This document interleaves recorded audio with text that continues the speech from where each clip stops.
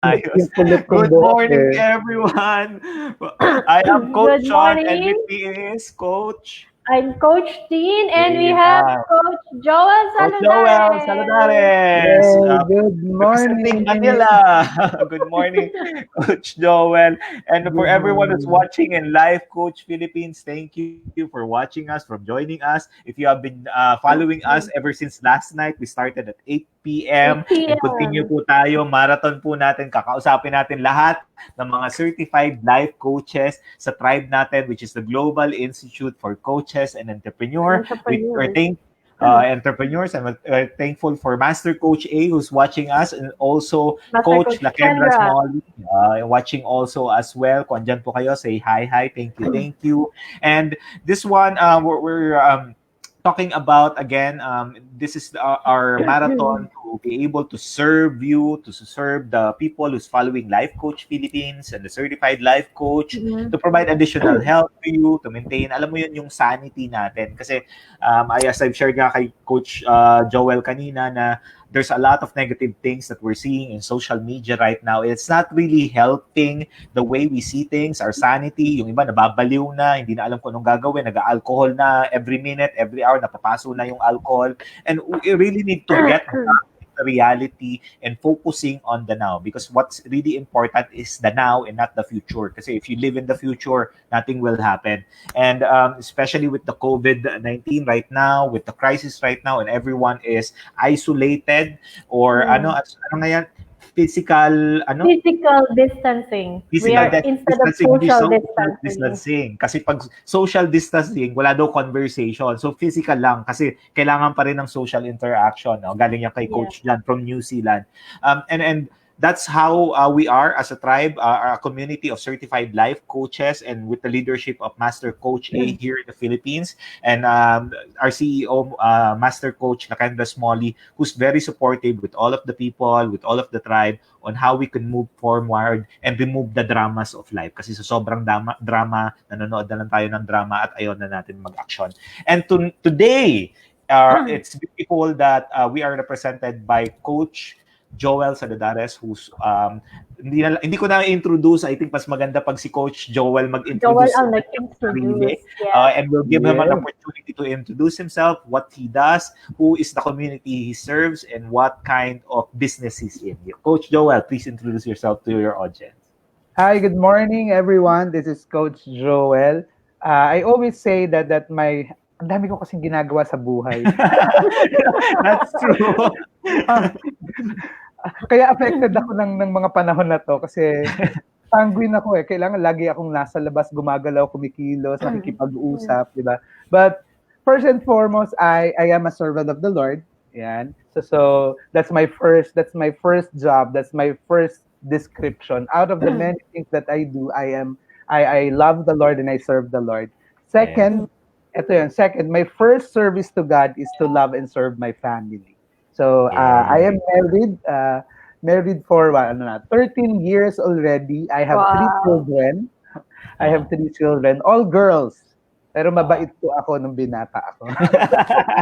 Parang Yun, my wife and I, we have three girls. And lahat yan, the joys of our lives. Kaya ang mga pangalan yan, Luzia Joy, Lian Joy, and Lahat may joy. Joel Joy. Lahat yan may joy. Lahat tayo may joy. joy. So, yeah, aside from that, I'm a full-time feast builder. I'm a full-time servant of the Light of Jesus family. If you're Yes. familiar with the feast, di ba? The community that Brother Bo Sanchez founded. I've been serving with the community for more than 23 years. Wow, 2 decades na pala. Ang tagal Oo, na. ang mga 5 kasi ako nagsimula. but kidding aside, I've been serving full-time for about 8 years already as a feast builder, as a preacher. And aside from that, I also do, aside from pastoring the feast, I serve in the feast in Robinson's Galleria, where I see you every morning. Good morning. Nag-aapiran lang. Ay, di, bawal pala. Napasok ako. Bawal. Ano muna tayo, di ba? Physical distancing. But yeah, I serve in the feast in Robinson's Galleria. But aside from that, aside from serving in community, on the side, kami ng wife ko, we have a small business. We manage social media platforms for brands. We've been doing that for more than 10 years. Medyo magulo ang mundo ng ng career ko. I'm a BS Medical Technology. Supposedly nasa frontline ako dapat ngayon. Dapat. But oh yeah, I see my friends sa hospital, sa heart center. They're there. But I left that career many years ago. And today, aside from serving full-time, I do corporate trainings, I do team buildings, I do retreats, recollections, aside dun sa business namin na wife ko, social media management. So these are the things that I do. Pero sabi ko nga, I do a lot of things. Pero lahat ng pwedeng gawin, ginagawa. but everything I do with love. I put love into it because that's how I'm being called to love. So that's Coach Brother Joel. Yeah, Coach Brother Joel. Yeah. Madami Coach, Daddy, Brother. Ang daming Ang dami na. Yeah. Ay, I just wanna acknowledge. Galitan ako na asawa ko bago daw pala Daddy, husband muna. Husband muna. Oh, yes. Ikaw naman na husband first before, yeah. Sige, so I just wanna acknowledge Coach Ace. Coach Ace says, hello, Coach Joel, and have a blessed morning. Oo, Yan. good morning, Coach Ace. Nanonood sa tayo ngayon. Oo. Coach, yan. Again, thank you for giving us an opportunity to talk to you. Ikaw, specifically coming from a space where sanay ka ng work at home, how did the NCOV, itong coronavirus, affected the way you're currently living your life? Especially with the quarantine. Well, meron ba may bago? Kung usapang family, mas masaya mga anak ko kasi hindi na ako lumalabas. They have me 24/7. So kung usapang pamilya, yung asawa ko masaya siya because I get to cook a lot. Yeah, I can see your post.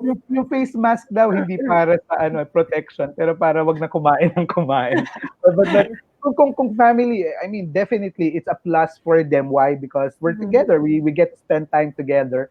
But sa ministry, a little bit challenging. Why? Because physical distance, di ba?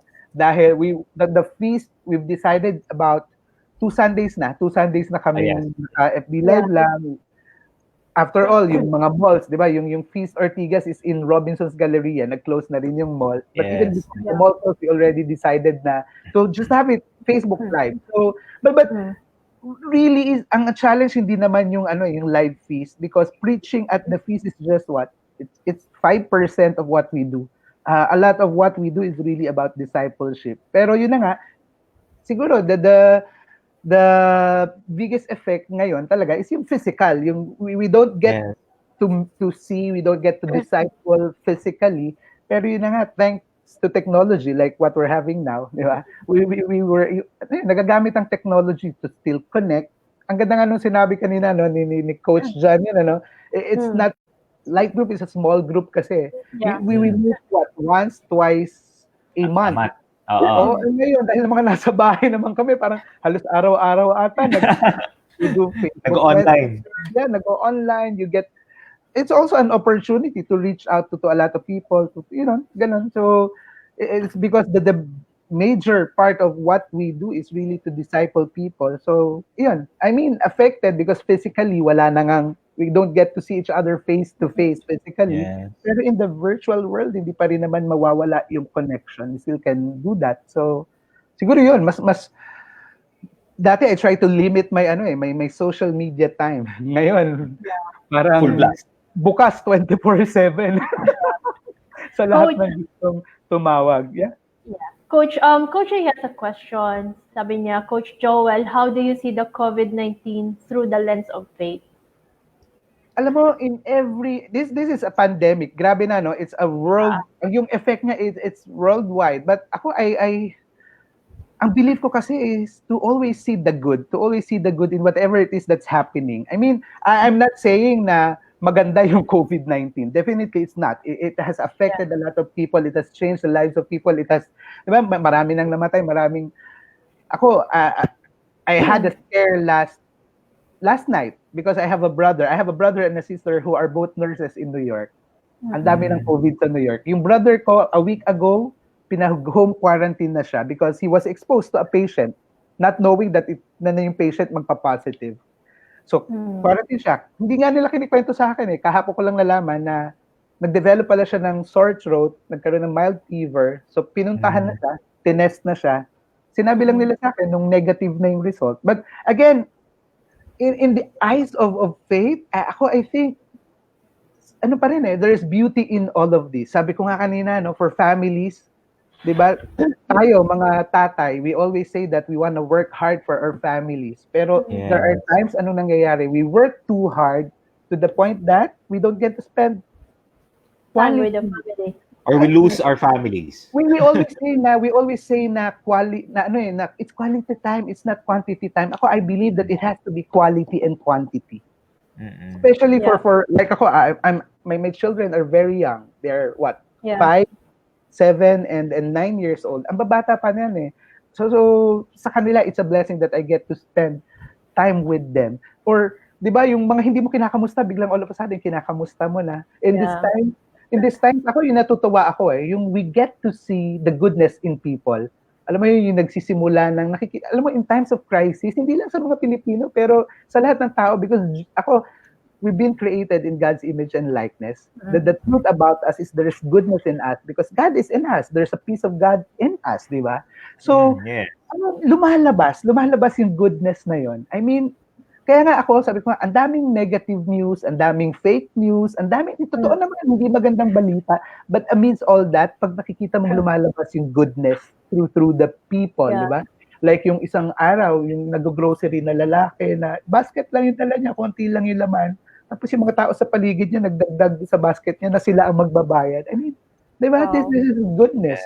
Yung isang, we have a servant sa feast, meron silang business, Cafe Tribu. Pre-promote ko pa, no? Di ba? What did they do? Nag-prepare sila ng packed lunch for frontliners. Yung gano'n. Tapos, na-inspire yung isa naming kasama. Nag-organ, alam mo, lumalabas yung goodness. So I guess, I believe in the midst of this crisis, we are being pruned. But ano lang in every crisis, ilinalabas yung goodness in us. So ako, I still see that this crisis, this has a very beautiful purpose. Sometimes we will not understand, diba? Ang hirap intindihin, especially for those na nawalan, especially for those na naapektuhan. It's so difficult to understand, especially for those na natatakot, diba? Kami nga ng asawa na, to be honest, kami ng asawa ko, nung mga 2 sa 3 pa lang yung positive sa Pilipinas, natakot din kami. Pero nung dumami na, I don't know, we have peace now. Parang mas payapa kami nung mas dumami. Operate to God. Coach, I'm going back to that. Parang sabi mo, you're peaceful now. Parang nung una, parang uncertainty. Fear.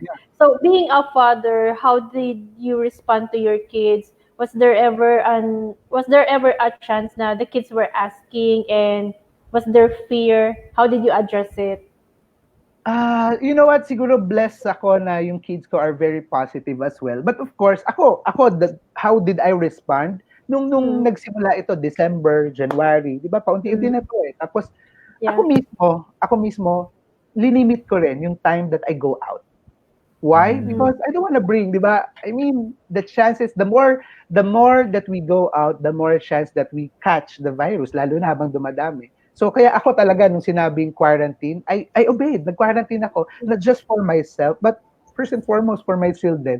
Very vulnerable dito yung mga bata. So ako yun unang ginawa ko. So, nagbawas to the point na ngayon talagang wala na. But I guess my children are alam mo, sabi ko nga, my youngest daughter, she celebrated her birthday last March 19. Yeah. Oh. Tapos, ang dami niyang request. Daddy, I want ice cream. Lahat ng favorite niya, ni-request niya. Pero ang isa sa pinaka-importanting request niya, I want a cake. I want to blow my candle. Nung araw na yun, lumabas ako. Sarado ang Goldilocks. Lahat ng bake shop sarado. Kahit na yung panaderia sa kanto, walang, alam mo yun. So what did we do? Bumili ako ng Wata Tops. It's a cupcake, chocolate cupcake. Pinagpatong-patong namin, tapos may candle sa taas. Tapos blindfold namin siya. Pag bukas ng mata niya, nakita niya, wow! Alam mo yun, ang saya ng sigaw niya. Tapos, at the end of the day, alam mo, sabi niya sa amin, this is the best birthday ever. I mean, Wow. I mean, seeing that reaction from a very young child, 5 years old. Sabi niya, tinatanong namin siya, what's your wish on your birthday? Sabi niya, I just want to spend time. I just want to spend time with my family, have a great time with my family. Alam mo, pag nakikita ko yun, ako baliktad eh, ako yung nai-inspire sa kanila. Yung panganay kong anak, she's very inquisitive. Ano to eh, gustong maging scientist, gustong maging astronaut. Ito yung ano namin, weather girl namin. Alam mo yun? So, ito yung sa mga nangyayari. Lahat yan, talagang binubusisi niya yan. And then, but I guess, alam mo, wala eh. I didn't see fear in her heart, in her very young heart. Hindi rin naman siya natakot. I guess because she's reassured. I mean, Yes. Yeah. ako siguro effect yun nung how we raise them up, how Yeah. we spend time with them, how we always reassure them that no matter what's happening, di ba, no matter what's happening, andito kami. At the same way, ako, I think we got that because, yun nga, no matter what's happening, God is still in control. God is in full control. Yes. Yes, bad things are happening. Ano, at the end of the day, evil is true, di ba? Totoo, may kalaban, may kasamaan sa mundo na to. But no matter what, at the end of it all, God is still in full control. And no matter what evil we have, no matter what evil we face, only God can turn that around. And alam mo, yung sabi ko nga, dun sa mga sakit na dadaanan mo, dun sa mga hindi magagandang mangyayari, God can turn that around and use that to bring out something is good. So, ako yung nakikita ko sa community ngayon, globally, nakikita mo, di ba, that there's something bad that's happening, but there are a lot of good things also happening right now because of the crisis that we are facing. Yeah. I totally agree with you. Kasi 'di ba, yung sinasabi mo nga na at the end of the day, if the parents, yung mga tatay nanay are the one who's calm, who's more naiintindihan and you can really respond positively, then the children would also mirror that. I mean, in a parenting perspective, mirroring is one of the greatest thing that children does to learn and adapt to what we do. So kung nagpapanik ka, most probably yung anak mo nagpapanik din. But if you are calm and if you're putting everything in a perspective that, hey, sabi mo nga kanina, Coach Joel, di ba? Oo, hindi maganda, pero hindi maganda yung nangyayari, pero merong maganda. Natatapunan lang kasi, especially with social media, that everything is being shown there is negativity. And I think especially for influencers, 'di ba, Coach Joel, like you and other people, and even if you're hindi katulad ni Coach Joel na peace builder, you're also an influencer. Now you need to be very very mindful of what information you give and release sa feed mo kasi kung hindi nakakatulong, why serve it, 'di ba? It's not serving. O sabi ni Coach A dito, God is seated in His throne of grace and mercy. O imagine mo kung nagpo-post ka doon, is that something that you would give you grace and be merciful to the person? Baka naman pinatay mo na sa anxiety at hindi na lumabas. And we need to be mindful of that. Coach Joel, atras lang ako ng konti. No? You're from batch 1, di ba? 2. Batch 2. Batch 2. Batch 2. Coach Kenny. Ayan, no? So ano Coach yan? Kenny. Batchmate ko yan. Sabi ni Coach Kenny, yes, goodness arise amidst the fear and chaos. DCAP remains operational to provide refuge and service through life coaching. Ayan, pupunta ako ng life coaching. Coach, after being certified as a life coach in batch 2 and up until today, how was life coaching able to support you with all of the things that you're doing? Di ko na ata malagay-lagay kung ano yung mga current roles mo sobrang haba na. So, doon na lang tayo sa Coach Brother Joel. How has life coaching transformed the way you see your life and transformed the way you created your relationship with your wife and your children? Alam mo, life coaching has really helped me. I mean, alam mo, maraming tao akala nila hindi sila nagla-life coach, pero in fact, ginagawa na nila, hindi lang nila alam na ginagawa na nila. But because when you're more aware, kaya it's very, ako yun na-realize ko, it's good that I was able to certify myself kasi mas may awareness ka na, certified na ako. So ngayon, yung when you do things like, at the end of the day, di ba, life coaching is really helping them Sila naman sila ang may sagot, sila ang may solusyon. Wala ka, I mean, even if you know the answer, you're not allowed to tell them the answer, but just bringing that out in them para sila mismo ang gagawa. So sa akin, it has been very helpful because a lot of the things, sabi ko nga, yung preaching, ano lang yun that's 5% of what I do as a feast builder. 95% is really discipling people And then when you disciple people, hindi naman yung bubuhatin mo sila tapos ilalagay mo sila doon eh. You need to journey. It is really is just journey. Ganun din, the same way si Lord, ganun din sa atin. Kaya nga tayo may free will, di ba? I mean, hindi ko ma-imagine ang buhay natin kung si Lord para siyang nakaupo sa trono niya tapos may remote control lang siya. Tapos kinokontrol niya lang kung ano yung, di ba? That's not living our life to the fullest. But ako, I think, life coaching enables me to help people live their lives to the fullest. Kasi sila mismo ang gumagalaw, sila mismo ang kumikilos, sila ang nagdidesisyon. Whatever they do, whether it's right or it's wrong or whatever, that's andun ka lang, you journey with them. So sa akin, very applicable sa aming mag-asawa, sa amin ng relasyon ko, sa amin sa pamilya, sa mga anak ko, in everything. I do corporate trainings, sinasama ko ang life coaching. I do retreats and recollection. I mean, it's sabi ko nga siguro for all of us, even if you're not yet certified, life coaching is embedded in all of us. It's a skill that we have. It's a lifestyle that we should be living. And yun lang ang maganda when you study, when you get certified, yung awareness mo tinataas mo, yung skill mo tinataas mo. So it helps you become better as a life coach, so you can help people better. So yeah. Coach, you've highlighted yun yung awareness, bringing awareness to yourself. Coach, how do you see life coaching in action specific dun sa mga anak mo? To give everyone a perspective of how you're using life coaching to your children. Alam mo, kanina narinig ko na to kay Coach dyan pero iba-iba kasi yung hats na sinusuot natin. Diba? Iba-iba talaga yung hats. Talagang darating yung time, talagang tama, principal ka, diktador ka. Darating time. Why? Especially when, ako, lalo na ito, yung mga anak kong nung mga 5 pa sila. Pero ngayon, habang tumatanda, nagpapalit ka ng hat Diba? Nagsimula ka, parang diktador ka, pero little by little, you become a coach, diba? Yung may training kayo. Pero sa actual na buhay, pinakakawalan mo na sila. Empowering. Yeah. Coach, ganun kayo. You empower, hindi mo rin sila pwedeng, hindi mo pwedeng sila i-shield at protektahan sa lahat ng panahon, lahat ng oras. Kasi pag dumating yung time na, the truth is this, I won't be around every single time. As much as I want to. Ako gusto ko nga mabuhay hanggang 150 Kasi mga 35 pa pwede ligawan yung mga anak ko, mga 40 pa sila ikakasal. Imagine mo. But kidding aside, I mean, sa amin, importante sa amin ng mga anak ko, when I allow them to express themselves, tapos nakikita ko rin how it's helping them kapag kami yun ang encourage namin sa mga anak namin to really just express themselves, to tell us what's in their, alam mo yun, yung nasa isip nila, nasa puso nila.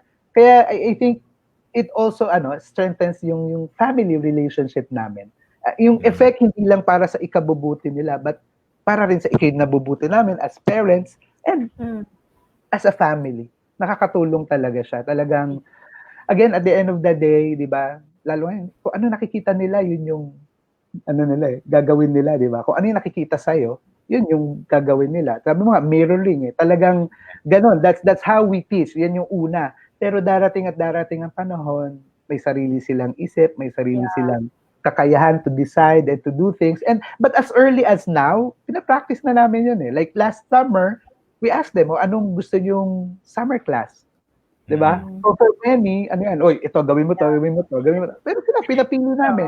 Example, yung 9-year-old ko, ang pinili niya drums. Gusto niya mag-aral ng drums. Unang inisip ko, mahal yung drums Pag nagustuhan yung drums, ang mahal na nga diba? Pero nag-calculate ka na, Coach. Saka inisip ko, naku, medyo pang boyish yun Ganun yung may mga ganun ka na may judgment ka na. But filter ka na. Pero biglang sabi ko, sige anak, if you want to learn drums, learn drums. So, mag-aral siya, nagano siya. And she was able to make a decision on her own. And we supported her. Yun yung life coaching di ba? They decide on their own and you're just there to support, to be with them. Whether they make a wrong or right decision, it's no longer, it's not a question Ang question is, are you there beside them? Siguro kami sa mga anak namin, yun yung pinakamagandang impact sa mga anak namin. We always reaffirm them na no matter what, andito kami. Magkamali man kayo, it's okay to make mistakes. In fact, we tell them, it's okay to make mistakes. Minsan, pinapoint out pa nga namin sa kanila, o di ba si daddy at si mommy nag-make din ng mistakes. Ganun din. Yes. So, yeah. Coach, I'm going back to life coaching. Sorry, being a parent, a father. What one thing can you share to the parents out there who is having difficulty getting that connection or relationship back with their kids, especially in this crucial time that we have the COVID virus, that anytime we really don't know if we are Yeah. still gonna be awake tomorrow. Yeah. We really don't know. So what's one thing that you can share to them? Alam mo, ito, perfect opportunity to sabi mo nga, paano maibabalik yung relasyon. Kasi at the end of the day, relationship happens if you give it time. Yes. Mag-grow ang relasyon, Yes. kailangan you have to be intentional in giving time to the relationship. Hindi lalago Yeah. ang relasyon pag hindi mo binibigyan ng oras eh. So kung may mga magulang na nandyan and you feel like you're having a hard time connecting to your children, this is the perfect opportunity. Kasi naka-quarantine na kayo, magkakasama na kayo, nakakulong na kayo sa isang bahay. Very limited yung time nyo to go out, di ba? So take this opportunity to spend time with them. And more importantly, hindi lang yung spend time. Kasi meron akong alam na, sige, I'll spend time with you, anak. Tara, mag-ano tayo, mag-swimming tayo. Bakit? Kasi gusto ng tatay mag-swimming. Yung anak takot sa swimming pool eh. So what am I trying to say? Spend time with them dun sa mga interest nila. Dun sa mga, this is an opportunity to get to know your children more. Yung tayo yung magulang, so tayo yung nasa taas, di ba? Ito yung anak mo nasa baba. Hindi pwedeng sila yung umangat sa'yo. Kailangan ikaw yung bumaba. You have to enter their world.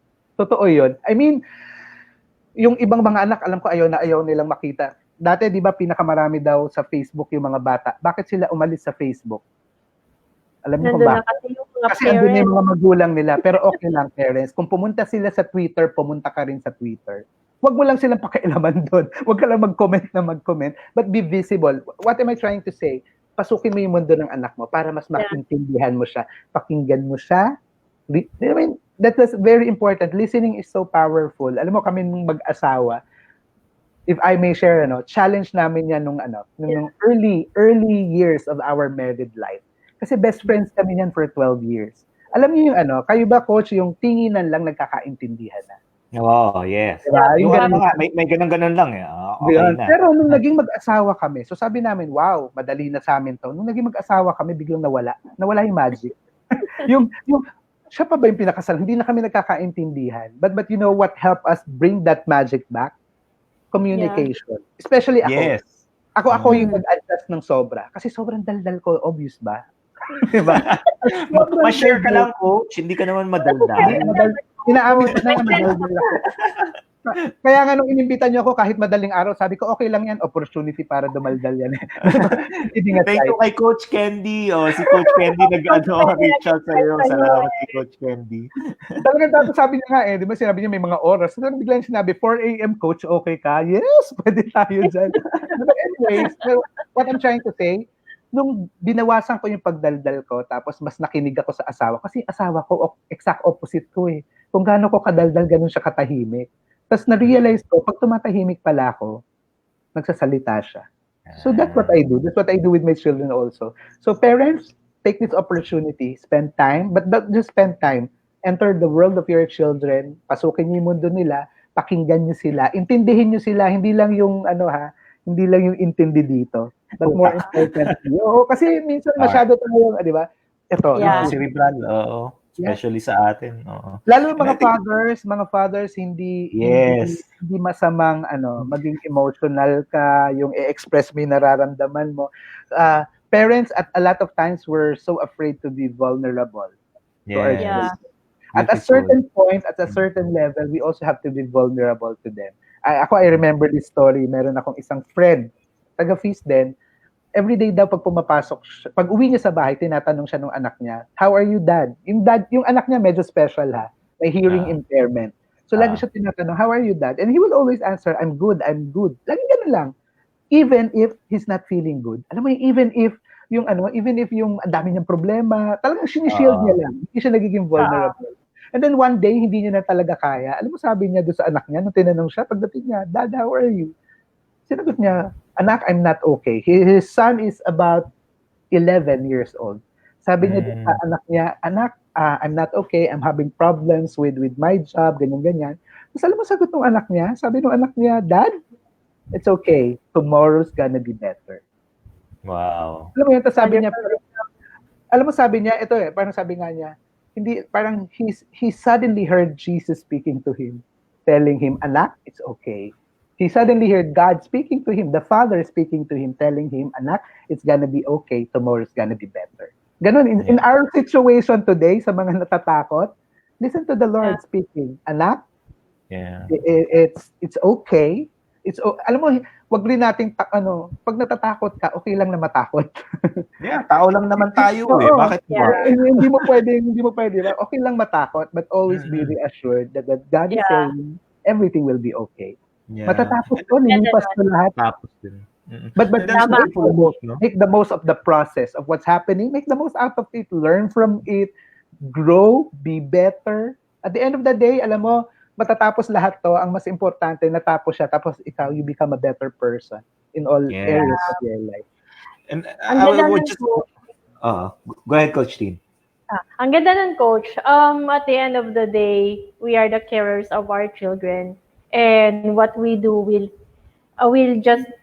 will just mirror what we do. So, Coach, it's really nice talking with you. But before that, to the parents out there, if you need help during this challenging time, we are both online, and we also do face-to-face coaching service or support.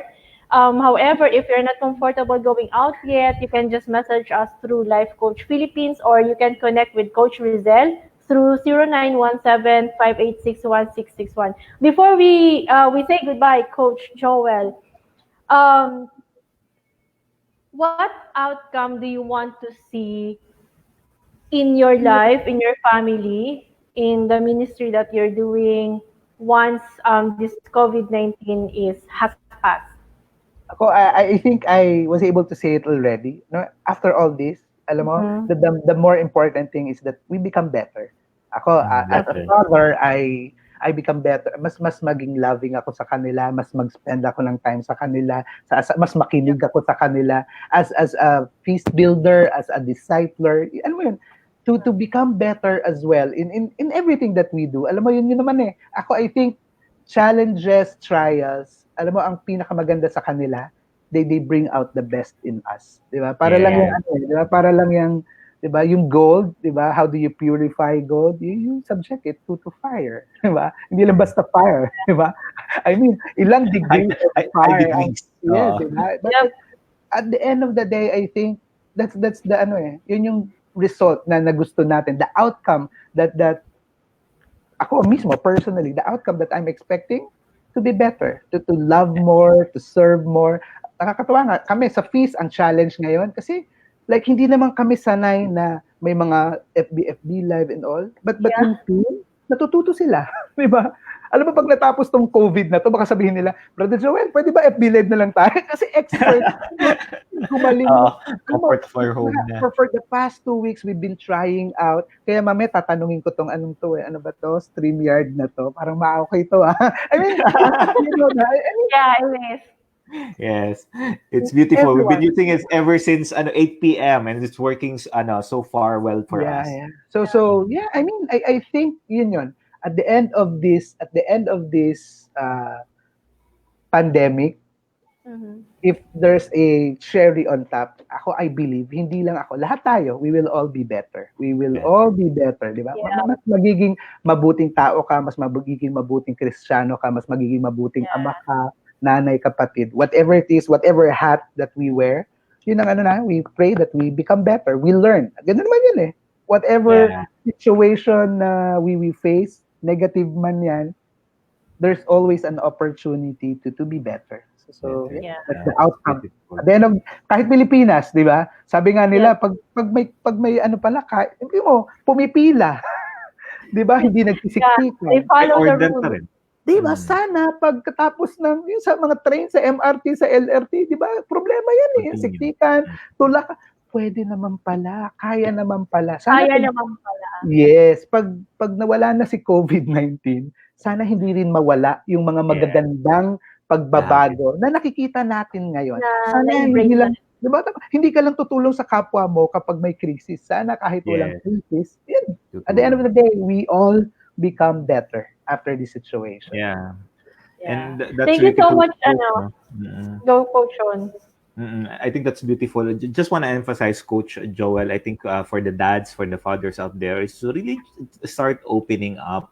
Gone are the days na pag umiiyak ka, babae, or yung isang word. I think as human beings, it's okay to cry. That's part of us. That's part of us being a human being. It's for us to share some vulnerability. Kasi po yung mga bata ngayon, they're really looking for someone, yung tatay, the man of the house, to share some vulnerability. Kasi po yun yung nagiging challenge na pinapalaki tayo na maging strong. But at the end of the day, we're only human, and we have this limitation of what we can do. But if we are vulnerable, if we can freely express ourselves na walang judgment, o siguro ko yung ibang nagja-judge, kung ma-judge kayo, bahala kayo. Okay, I can't please everyone. We can't please everyone. But if we're coming from a space, sabi nga ni Coach Joel, of love, yung pagmamahal sa sarili, pagmamahal sa ibang tao, syempre sarili muna, you cannot give what you don't have. At medyo bawasan yung pag-iiral ng brain cells kasi yung utak, puro talino ginagamit yung puso. I think the world would be a very beautiful place where our children can have a better life and their children can have a better future. So I really encourage yung mga dads dyan, kung hindi nyo pa kaya mag-step out of your shell, try life coaching. Ayan, andyan si Coach Joel who experienced that really opened it up for his children. And ako, ganun ko din namang ginagawa ko. I'm really open up and showing some expression. I mean, it's changing the way our children sees things. And if you are, kung matino kang tatay, I think, maganda naman yung nagiging outcome, di ba, Coach Joel? And if you can create a better future for your children, then why bother keeping your pride, ego, and arrogance? Just do what you need to do. Love your children. Okay, thank you, Coach Joel, for the time. We appreciate you waking up at 4 a.m. I know it's just a to join us. Thank you for supporting our tribe, supporting your ministry as well. For everyone who's watching, if you're interested to know more about life coaching, kung friend po kayo ni Coach Joel, send po kayo ng message sa kanya. Or if you're following us as Life Coach Philippines, message lang po kami. And we would be happy to assist you and support you. So that's it for us from here at Pasig City. Coach Joel at his home, his humble abode. We are thankful for everyone who's watching, and we'll talk to you again next time. Bye-bye. Bye.